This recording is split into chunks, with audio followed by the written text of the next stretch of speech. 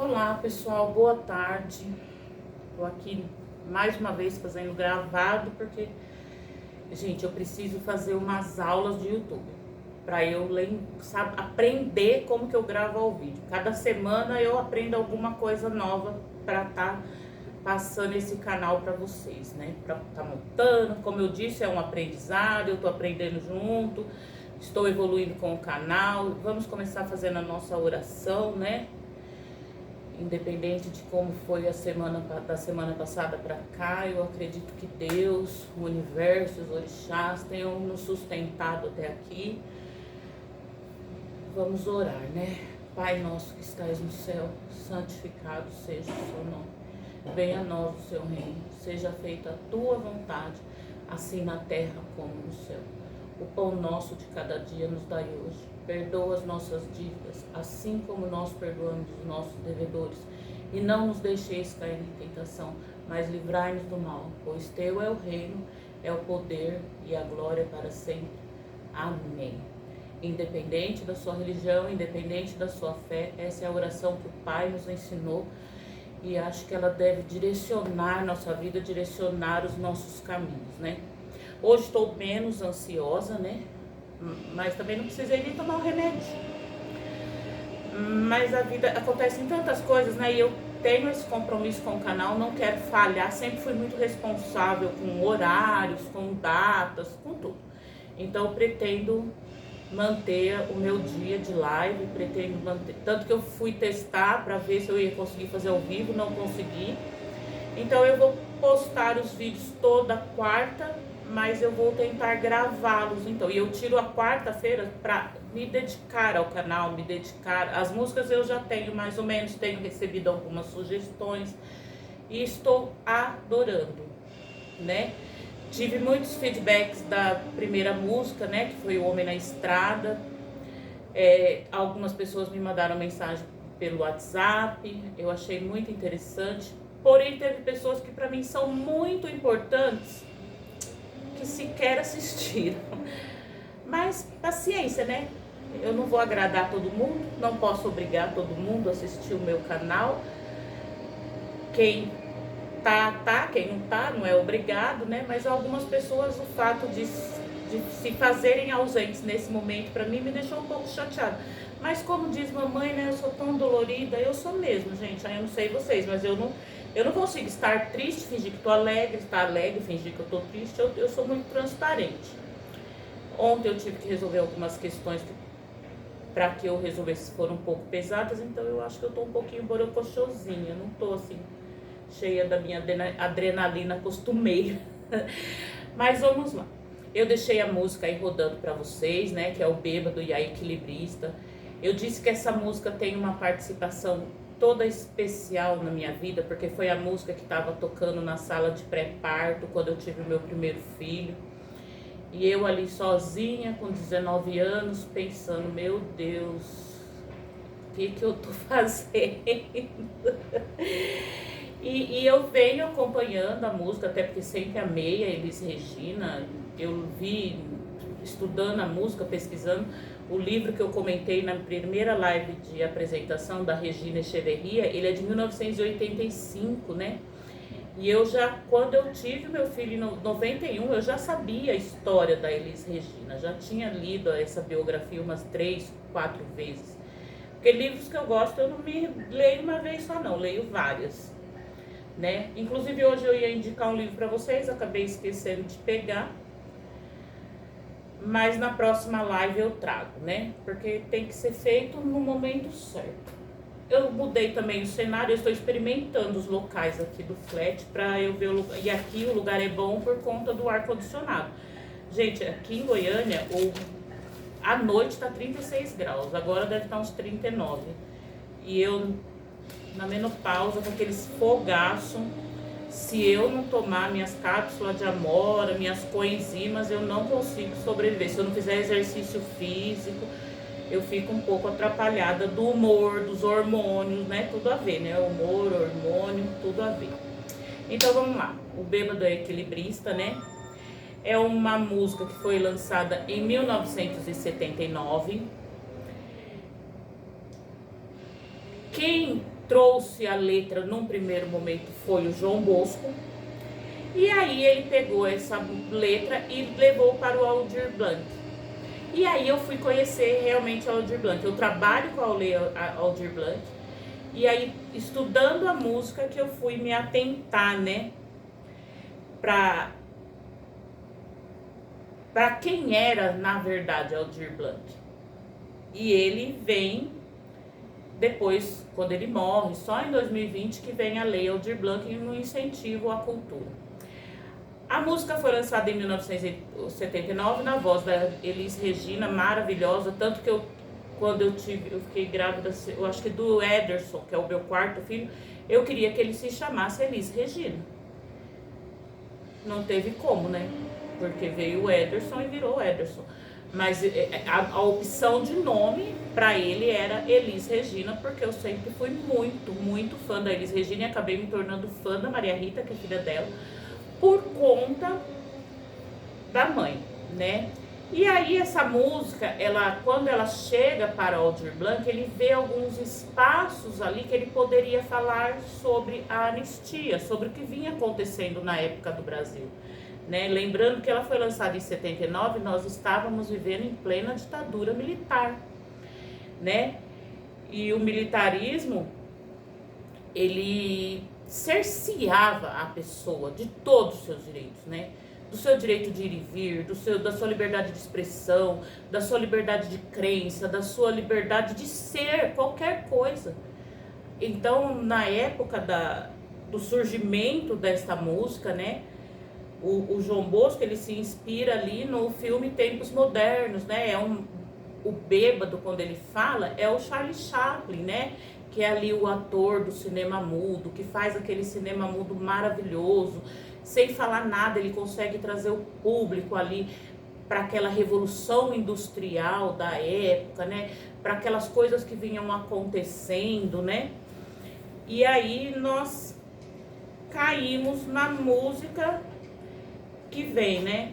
Caía a tarde feito um viaduto e um bêbado trajando luto me lembrou Carlitos. Óbvio que quando falamos de Carlitos, nos lembramos, nos remete ao Charlie Chaplin, né? E eles fazem essa música, né? Quando Aldir Blanc ele recebe a música de João Bosco, ele no caminho ele encontra o Enfio. E conversam algumas coisas ali, e aí o Enfio fala, né, que o irmão dele está exilado, que é o Betinho, né? O Betinho ele ficou muito famoso por conta do projeto Fome Zero, né? E outra, ele morreu de AIDS, ele era um fervoroso ativista das causas humanitárias, causas da fome, né, várias situações, e ele contraiu a AIDS porque ele era hemofílico. Então, numa transfusão de sangue, ele contraiu a AIDS e é o que leva ele a óbito, né? Então, quando o Aldir Blanc, ele encontra o Enfio, vem essa questão do irmão estar exilado e ele consegue injetar isso na música, né? Só que aí o que acontece? A Elis Regina, que nem estava cotada na época, no começo da música, para gravar a música, ela, por imposição da ditadura, dos militares, ela é convocada a fazer uma chamada na televisão para, se eu não me engano foi o dia da independência, alguma coisa, cantar o hino nacional. E o Enfio putaço, porque o irmão tá exilado e a Elis Regina cantando, junto com outros cantores, né? Inclusive o Roberto Carlos cantou também. E depois eles fazem uma Olimpíada dos Militares e a Elis Regina também, por livre e espontânea pressão, ela vai lá e canta. E o Enfio, nessa época, cartunista, ele tinha uma página do Pasquim, né? Até anotei aqui, chamava Cobocô Mamodô, parece até uma linguagem do candomblé, da nação Angola. E ele tinha lá o cemitério dos mortos-vivos. E ele acabou enterrando a Elis Regina 2 vezes. E ele fazia isso numa forma de protesto, através da arte. né? Artista sempre, ele se expressa pela arte, né? Seja por exemplo, aquele quadro O Grita, foi também uma forma de expressão, de gritar contra todo um sistema que estava vindo na época do quadro, e não tinha e aí fica aquele grito mudo, né? Quem já viu aquele quadro? Ele é tão bonito, tão famoso, e tem que saber o que tem por trás da arte, né? Por isso que eu tô me dedicando bem a essa parte da música. Quarta-feira é o dia que a Cláudia tem alguns compromissos, então eu consigo ficar um pouco mais assim, e tiro o dia até para minha semana se tornar menos pesada, porque o meu trabalho é pesado, o meu trabalho é trabalhoso, eu trabalho muito, eu estudo muito, cada situação que chega é um problema a ser resolvido, é uma lei diferente, é uma empresa diferente, é um contribuinte diferente, né? E aí nós vemos o quê? Que só nesse trechinho da música a gente já falou bastante, né? Porque aí veio a lei, depois teve o Aldir Blanc, depois nós tivemos primeiramente a lei Rouanet, né? Em setembro de 72 foi quando a Elis Regina cantou lá na Olimpíada da Semana do Exército. Porém, a música só veio em 79, para vocês verem que o Enfio tinha um engasgo com ela já de anos, né? E aí, depois nós temos a lei Paulo Gustavo. Todas são leis de incentivo à cultura. Porém, eu trabalho com convênios, incentivos e repasses do governo, né, para as prefeituras e para instituições não governamentais. Se vocês soubessem o tanto de exigência que tem, não é uma lei, não são incentivos de fácil acesso, são incentivos que precisam contratar uma empresa especializada para terem acesso a essa verba. E nem sempre a verba é tão compensatória, né? Então, quando a gente fala lá da cair à tarde feito um viaduto, né? O que vem? O bêbado, né? O bêbado, ele vem representando os artistas, naquele andar dengoso, né? Naquele momento de censura, né? Aquela luta contra a miséria, era uma época mais pobre, né? E cair à tarde é quando vem chegando a ditadura, porque da tarde a gente vem para a noite, aquele momento sombrio, a chegada da ditadura é um momento sombrio, né? E feito um viaduto. Esse viaduto, eu descobri só agora que eu fui pesquisar, é o viaduto Paulo Frontin, no Rio de Janeiro, onde morreram 48 pessoas. Isso se deu no dia 20 de novembro de 1971. Quem trouxe essa reportagem na TV Globo foi a Glória Maria. Em 71 ela já era uma repórter de rua ali, de falar com o microfone mesmo sendo negra, né? E quando ele caiu, esse viaduto, ele despencou, ele ainda não estava pronto, ainda faltava. Então aí nós vemos claramente a responsabilidade do Estado, que não se atentou para aquela construção. Naquela época, será que tinha todas as exigências que temos hoje? Será que precisava do alvará, né? Como hoje tem que apresentar um projeto na prefeitura, tem que ser aprovado, tem que ter um engenheiro ali acompanhando, tem que ter tudo isso. E por incrível que pareça, não houveram condenados. Nenhuma pessoa foi responsabilizada pela queda desse viaduto. Ou seja, morreram 48 pessoas, várias ficaram feridas e não houveram responsáveis. Como que ficou a família dessas vítimas, né? Muitas eram trabalhadores, outras estavam simplesmente passando por ali e não houve a responsabilização de ninguém. Exatamente, não houveram culpados, não houveram responsáveis por tamanha tragédia. E aí tudo isso vem compilado na música, né? E aí, vamos lá. A lua, tal qual a dona de um bordel, pedia a cada estrela fria um brilho de aluguel. A lua, eu vou pular para a parte da dona do bordel. O que a gente pensa já na dona do bordel? Na cafetina. A primeira coisa, eu sempre ouvi essa música quando falava da dona do bordel, eu já pensava na cafetina. E a cafetinagem, equiparado ali, nós temos os artigos 228, 229, 230 do Código Penal, que traz, né? Estabelecimento que propicia a prática da prostituição. O 228 tem a cafetinagem, que é o crime, e o 230 o rufianismo, que também é facilitar a prostituição. Porém, prostituição não é crime. Se hoje eu quiser virar uma prostituta, lógico que eu não vou virar com 53 anos, até porque eu vou ficar no prejuízo. Isso não é crime. Eu deixar usarem o meu corpo a troco de dinheiro não é crime. Porém, facilitar isto é crime. Mas olha que incrível que é o Brasil, né? Em 2015, o Ministério do Trabalho criou o Código Brasileiro de Ocupação, que a gente fala CBO, 5198-05, que ele reconhece como profissão as profissionais do sexo. Peraí.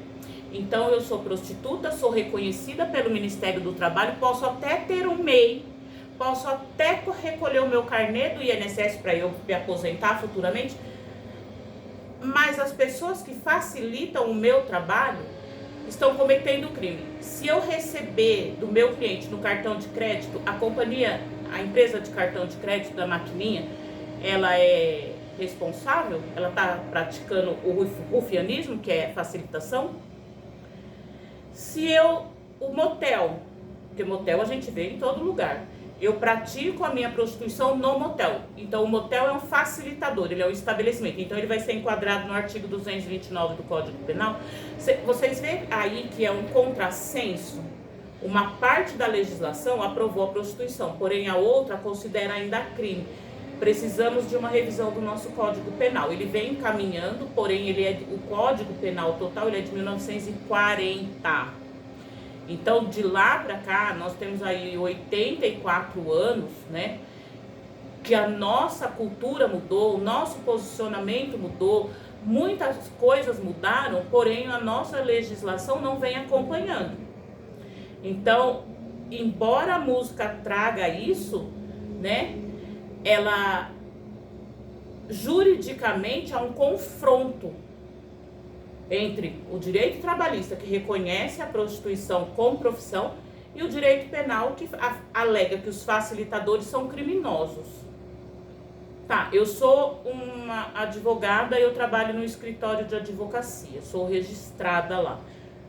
O meu patrão, ele não está cometendo crime, mas se eu for uma prostituta, não somos todos iguais perante a lei. Se a minha profissão é advogada e a minha profissão é prostituta, eu posso ter o direito de trabalhar para um terceiro, que é o chefe. Então, o chefe da prostituta não pode.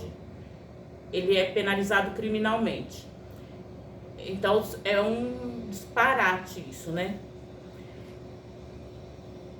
E aí, ela fala assim, pedir a cada estrela fria. Quem seriam as estrelas frias? Seria aquilo que está ao redor da lua, né? As estrelinhas seriam as prostitutas e a lua é a dona do bordel. O que a gente vê nessa música, que foi tida como hino da anistia? A gente vê a lua, o Congresso Nacional, a dona do bordel, que até hoje é muito, né? O Congresso Nacional é uma, não sei se eu posso falar isso, é uma zona. Eu acho que é, ele é bem bagunçadinho. E aí tem aquelas estrelas frias, aquele monte de deputados, senadores, tudo ao derredor ali, um brilho de aluguel. Eles estão orbitando em volta dessa lua, tentando fazer alguma coisa e acaba não conseguindo. Porque quem quer brilhar? A lua, mas porém a lua ela só brilha se ela tiver as estrelas. Ela não tem luz própria. O mesmo acontece com o Congresso. O Congresso sozinho ele não é nada. Se ele não tiver as estrelinhas ali orbitando em volta dele, o que ele representa? E isso já era visto lá atrás. Isso, lembrando que a música é de 72, de 79. E esse contexto ele vem caminhando 7 anos, desde 72 até ser lançada a música em 79. É toda uma situação. E nuvens lá no mataborrão do céu chupavam manchas torturadas. Que sufoco! O mataborrão era algo usado antigamente, né? Quando tinha aquelas canetas tinteiro, né? E as nuvens eles remetem aos torturadores, porque até hoje existem as bombas de efeito moral que levanta aquela nuvem, né? Que jogam, né? Em tudo isso. O mata-borrão, né? Eles falam que seriam os torturados.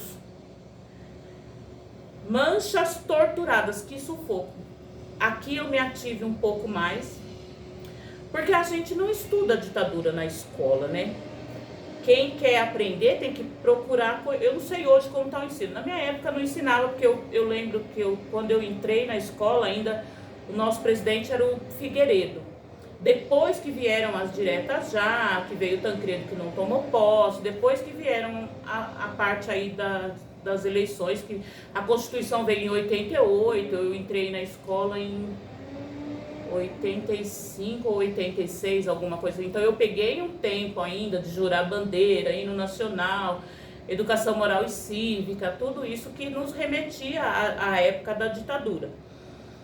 E aí, eles falam assim, que sufoco louco, o bêbado com chapéu coco fazia irreverência às 1000 para a noite do Brasil. Meu Brasil. Quando a gente fala ali dos bêbados, a gente está falando daquelas pessoas perdidas, aquelas pessoas oprimidas, aquelas pessoas perseguidas, aquelas pessoas que foram torturadas, né? E aí eu constatei o quê? Que na Avenida Tiradentes, 441, em São Paulo, havia o presídio Tiradentes até 72. Depois ele se tornou um presídio, olha que louco isso, um presídio exclusivo dos contrários à ditadura. E aí, quem que era contrário à ditadura? Quem eles achassem que era. Inclusive a Dilma Rousseff, que foi presidente, ela foi presa nesse presídio, ela ficou presa, ela foi torturada. E aí eu vou lembrar de novo do meu pai, né? Que meu pai que fala muito, né? A Dilma, ela, não estou defendendo a Dilma, ela fez o governo do jeito dela, igual fala, a base dela. A Dilma, ela saía da cela para ser torturada, para que ela falasse as coisas, falasse o que estava acontecendo. E ela voltava espancada, com o olho fechado, olhava para a companheira de cela, porque era uma vez de cada, e falava assim, eu não falei. Ela era tão leal aos princípios, né, que isso me comove, porque hoje em dia a lealdade está muito difícil, né? Então quando a gente vê assim, a Dilma chegou a ser presidente, mas alguém se preocupou em saber a história da pessoa que chegou à presidência? É o que eu falo, quando chega lá em cima, você vira uma marionete, tem várias pessoas ali que você tem que jogar o jogo delas, né? Não gosto de me envolver em política, mas é doído a gente saber disso, né? Que os nossos representantes, eles foram presos políticos, né? Em São Paulo a gente tem esse Tiradentes, em Belo Horizonte nós temos a Casa Amarela, na rua Santa Rita Durão. Hoje ela é uma associação feminina de assistência social e cultural dos policiais militares e do Corpo de Bombeiros. No Brasil, durante a época da ditadura, 233 estabelecimentos violavam os direitos humanos. Esse número ele foi oficialmente apurado. Não vou entrar no mérito dos direitos humanos, porque eu tenho outras músicas que a gente vai abranger muito mais isso. Mas eu vejo o sofrimento na época, né?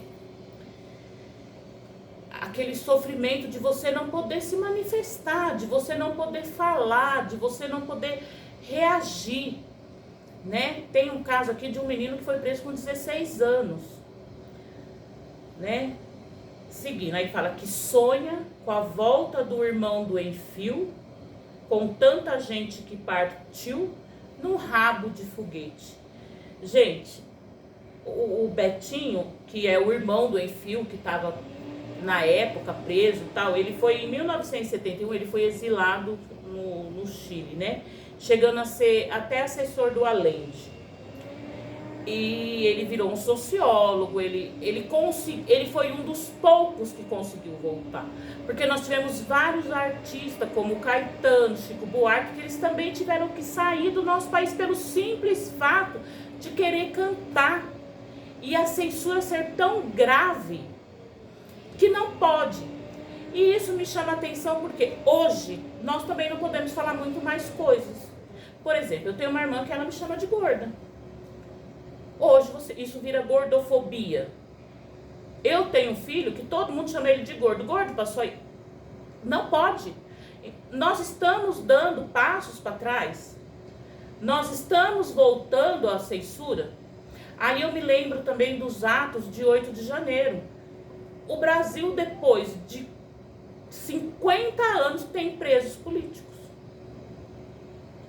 Por isso que eu falo, não quero entrar no mérito da política, mas hoje nós temos presos políticos que estão junto com homicidas, estão junto com ladrões, estão junto com chefes de facções, e eles são presos políticos. Nós não avançamos, nós continuamos, parece que do mesmo tamanho, né? E o mais engraçado disso tudo é que eles são presos políticos daqueles que foram presos políticos na época da ditadura. Hoje nós temos a censura de várias palavras, de várias situações, e isso existia na época da ditadura. E hoje voltou a existir, né? A internet mesmo que fala, é terra de ninguém. Não, hoje nós já temos legislação, temos aí a Lei Geral de Proteção de Dados, tudo que nós estamos cerceados de novo. Eu até aqui fazendo o canal, gravando tudo, eu fico preocupada com o que eu vou falar, se eu vou ofender alguém, se eu vou estar chateando alguém, se eu vou ser processada. Nós não podemos, nós estamos num retrocesso. Por exemplo, eu coloquei o vídeo da música, e aí lá tá, direitos autorais. Eu vou fazer uma live que fala sobre direitos autorais, para ver até onde nós podemos ir com determinadas músicas e até onde não, né? Aí fala, chora a nossa pátria mãe gentil, choram Marias e Clarices no solo do Brasil. As mães, gente, a pessoa saía para trabalhar e era presa e não voltava nunca mais. Então, quando fala Marias e Clarices, Maria era a mulher do sindicalista Manuel Fiel Fialho, que ele foi preso. E Clarice era Clarice Exorgue, esposa do jornalista Vladimir Exorgue, que também foi preso pela ditadura, foi torturado e foi morto. Então ela coloca no plural todas as mulheres representadas nessas duas mulheres. Porque era o Brasil inteiro sofrendo porque não podia nada, né? Era complicado. Mas sei que uma dor assim pungente não há de ser inutilmente a esperança. A dança na corda bamba de sombrinha, e em cada passo dessa linha pode se machucar. Aqui ela nos remete a equilibrista, mas quem que até hoje não se equilibra na corda para sobreviver? Quem que até hoje não está andando ali, carregando o que dá, caindo com o que não dá? É o que eu estou falando aqui no decorrer da live. A situação hoje não está muito diferente. A gente vive uma falsa realidade de que somos livres.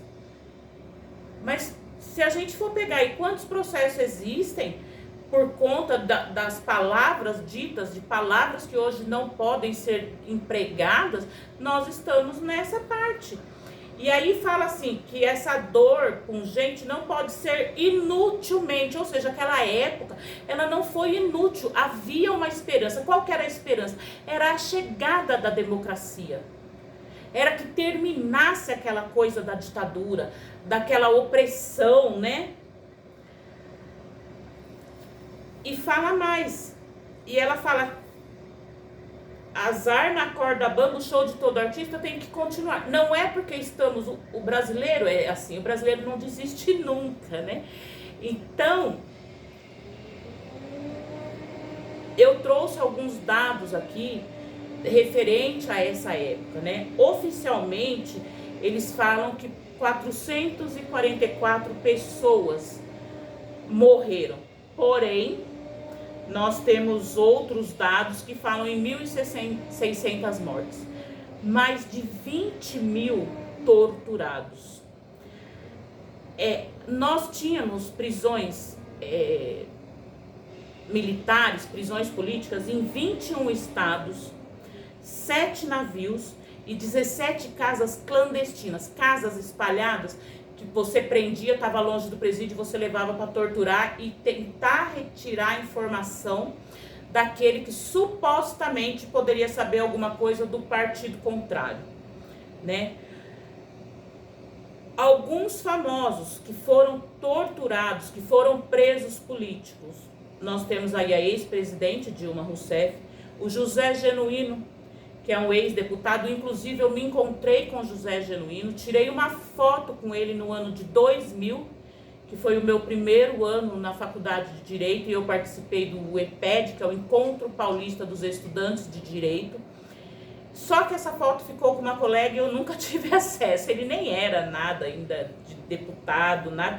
E ali eu lembro que eu tirei foto com o José Genuíno, com o Dalmo de Abreu Dalari, quem é da área jurídica sabe. E eu gostaria até de reencontrar essa colega, com o Durso, que depois chegou a ser o presidente da UAB São Paulo. Eu queria reencontrar porque eu queria ter essas fotos e infelizmente não as tenho. A Eleonora Menicucci, que é uma ex-ministra. Gente, Monteiro Lobato foi um preso político. Quantos livros nossas crianças estudaram? E vocês sabem que hoje existe um projeto para vetar os livros do Monteiro Lobato. Olha que ele foi preso lá atrás e hoje existe um projeto para vetar alguns livros dele que fala que ofende as crianças. A Rita Lee, ela foi presa em 1976, ficou grávida, ficou 15 dias, adivinha, né? Porque encontraram vestígios de maconha na casa dela. Tudo bem, a gente sabe que ela sempre foi maconheira, mas ela ficou presa por vestígios. Ela não tinha uma baranga, ela não tinha um cigarro, ela tinha vestígios.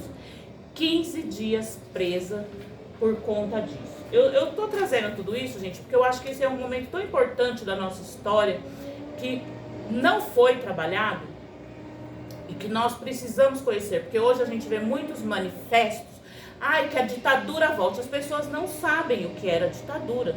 O Jô Soares é um que passou pela ditadura também. E aí depois criaram o quê? Criaram o DOPS e o DOI-CODE, que eram delegacias especializadas nos crimes políticos, né? E aí nós temos aqui quem comandava, o maior dos torturadores da época. Ele foi de 1968 a 1977.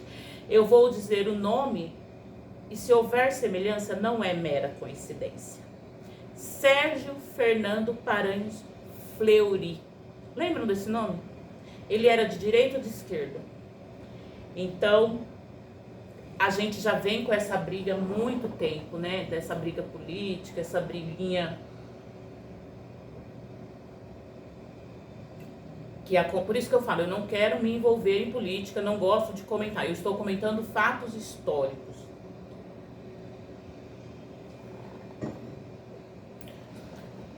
Aí eu localizei aqui também o Maurício Politi, ex-preso político, ex-militante da Ação Libertadora Nacional.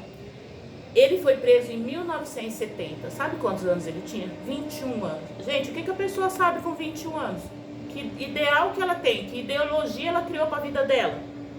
Ele passou pelo DOI-CODE, pelo DOPS, pelo presídio Tiradentes, pelo presídio Carandiru, pela penitenciária de Presidente Venceslau, pelo presídio do Hipódromo, foi expulso do Brasil e ele retorna em 80 com anistia. Agora eu anotei isso porque eu quero analisar. Um rapaz, aos 21 anos, ele é preso, político. Provavelmente deveria estar... Ou teve um que foi preso porque ele estava carregando um mimeógrafo que faz... Quem lembra do mimeógrafo? Eu adorava aquele cheirinho. Que ele estava fazendo panfletos. Provavelmente ele foi preso distribuindo panfleto ou de posse de um panfleto, alguma coisa nesse sentido. E ele passou por todos esses presídios e ele foi torturado em todos esses lugares. O que se tornou? Qual homem se tornou esse jovem?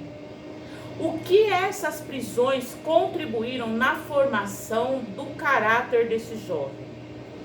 Lembrando que ele foi preso aos 21 anos. Mas podia, era a nossa lei na época, né? Os militares diziam, você tá preso, vai preso. Por que eu tô preso? Você tá preso porque você tá com esse papel. E ali eles apanhavam para falar o que realmente estava acontecendo. E aí eu falo assim, gente, o que ele vai falar que está acontecendo? Ele não está sabendo. Ele está tentando fazer um país melhor, um país mais leve, e aquilo trazia prisão, trazia tortura, trazia... E assim, quando a gente fala em tortura, a gente... Eu me emociono até de falar, porque eu apanhei acho que uma vez só do meu pai. Eu sou uma pessoa que eu não gosto de sentir dor. Você já pensou você apanhar de manhã, de tarde, de noite? E eles faziam também aquela tortura do sono, você não podia dormir. A tortura do afogamento, que eles põem a sua cabeça lá e você, quando você está quase se afogando, eles tiram. Então são muitas coisas, sem contar violências sexuais, né? Violências físicas, choque. Então são muitas coisas que nós passamos na nossa história que fica muito oculto, né? Fica muito ali guardadinho. E a quem interessa guardar? E hoje eu vi também, hoje eu falo assim na atualidade, que está previsto para 2025 um memorial Advogados Brasileiros contra a Ditadura. E o que me chamou a atenção? Meu Deus, só agora a OAB se manifestou? Só agora a OAB vai falar sobre a ditadura? Por que essa omissão por tanto tempo? Os advogados não atuavam na ditadura? O que aconteceu? Né? E isso me causou estranheza, assim. Eu gostaria até de me aprofundar mais, mas como é um assunto um pouquinho pesado, me traz uns gatilhos, né? Então nós temos ali na Rua Tutóia, em São Paulo, onde hoje é o 36º DP, ali era a sede do DOI-CODE. Ali foi constatado a tortura de 6.700 presos políticos. Se no Brasil todos nós tivemos 21, então 1/3 dessa população era paulista, né? Então, o rapaz que foi preso pelo DOI-CODE aos 16 anos, ele chamava-se Ivan Seixas. Foi preso ele com 16, a mãe, o pai foi morto no DOI-CODE e a irmã. Ou seja, eles prendiam uma família inteira, né? E o povo hoje fala para voltar à ditadura. O povo hoje está realmente empenhado em ter uma censura prévia, em censurar, em tirar a nossa liberdade de expressão. São coisas perigosas de acontecer, né? Nós temos uma professora da USP, que hoje ela conta com 77 anos, Yara Prado, e ela foi prisioneira política e ela foi torturada, tá? Tem até umas reportagens dela, quem se interessar pesquisa. Ela é professora na USP. Pessoal, nós não estamos falando de ninguém da periferia aqui, porque lógico, se for pesquisar a periferia foi muito pior. Nós estamos falando de pessoas de conhecimento, pessoas intelectuais, né? Meu pai, ele fala muito na Maria Zélia, ele busca medicamento para minha mãe no Maria Zélia, e eu fiquei sabendo que lá era palco de tortura. Olha como que a coisa tá bem próxima de nós, né? Aí eu indico também para vocês o filme Marighella, né? O Marighella, ele faleceu em 4 de novembro de 69, e o Marighella era um ativista, né? Da anistia, pela democracia, e o resultado foi assassinado. Aí eu venho com um assuntinho um pouquinho também, que é o AI-5, que foi publicado dia 13 de dezembro de 68, no governo Costa e Silva, né? Ele veio após o golpe de Estado de 64. E ali, o que o AI-5? O AI-5 ele dava liberdade total para que o governo fizesse, que o governo batesse, que o governo tirasse. E ele foi revogado pela emenda constitucional número 11, de 13/10/78, no artigo 3º. Ou seja, esse AI-5 ele durou 10 anos, né? E qual que era o objetivo dessa emenda constitucional? Que o AI-5 proibia você falar sobre política, sexualidade e democracia. Gente, se nós não falarmos de política, nós vamos voltar para um estado anárquico, né? Se não tratarmos da nossa sexualidade, da sexualidade das crianças, voltamos lá para a estaca zero, onde a mulher sujeitai-vos a vossos maridos. Lembra uma série que passou com o José Wilker, falava para Maite Proença assim: se prepare que vou lhe usar. Era isso. E não poderíamos falar sobre democracia, nós não teríamos liberdade para nada. Então, tudo aquilo que o governo achasse que você estava querendo viver, você não conseguiria, porque você estava proibido por lei. Então, me pediram para fazer uma live mais curta. Hoje, essa música eu achei, quando eu fui me aprofundar na música, eu vi que ela era bem pesada, né? Ela nos remete a uma época do nosso país onde nós éramos tristes, né? Porque nós não tínhamos liberdade. Hoje nós vivemos um estado que se diz democrático, nós temos liberdade de expressão, apesar de que vem acontecendo alguns fatores que parece que está nos tirando isso. As pessoas parecem que não estão percebendo ou percebem e fazem a egípcia. A sexualidade, quando eu falo de sexualidade, é cada um poder viver a sua. E algumas pessoas estão confundindo sexualidade com promiscuidade, né?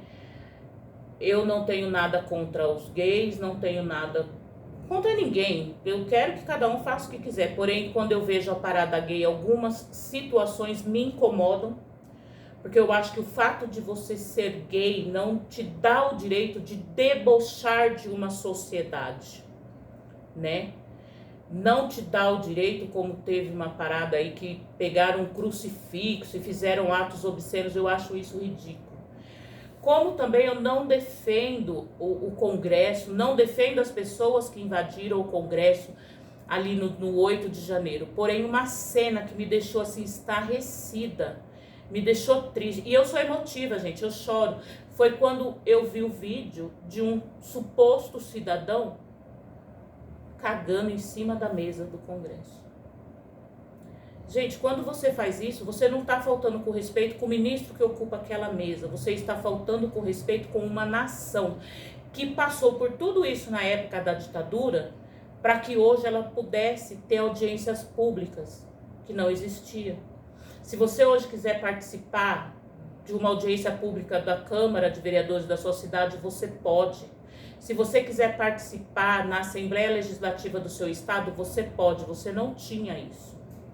Então, são atos que são indignos de um ser humano, de um cidadão.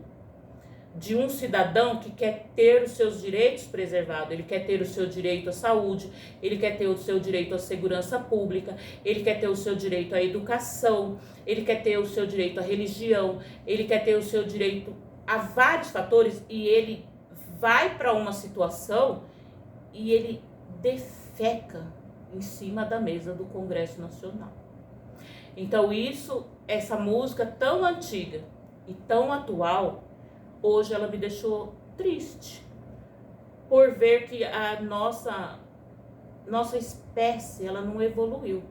Ela ainda tem pensamentos retrógrados, ela ainda é individualista, ela não consegue pensar numa sociedade, né? Hoje em dia, numa sentença criminal, tem muito pró-societá. Porque dizem, né, em dúbio pró réu, na dúvida a favor do réu. E muito juiz trouxe isso do pró-societá e a favor da sociedade. Eu vou te dar uma prisão preventiva a favor, porque você traz perigo à sociedade. Mas esses são os cidadãos criminosos. E o dito cidadão de bem, né? Que deu esses tipos de exemplos, né? Então isso me chama muito a atenção. E eu acho que essa live hoje é para que vocês possam refletir, para que vocês possam pensar como cidadãos e ver se realmente você está caminhando para viver num estado democrático de direito ou se você está caminhando com retrocesso. Tá bom? Benção mamãe, benção papai, fiquem com Deus. Obrigado, povo!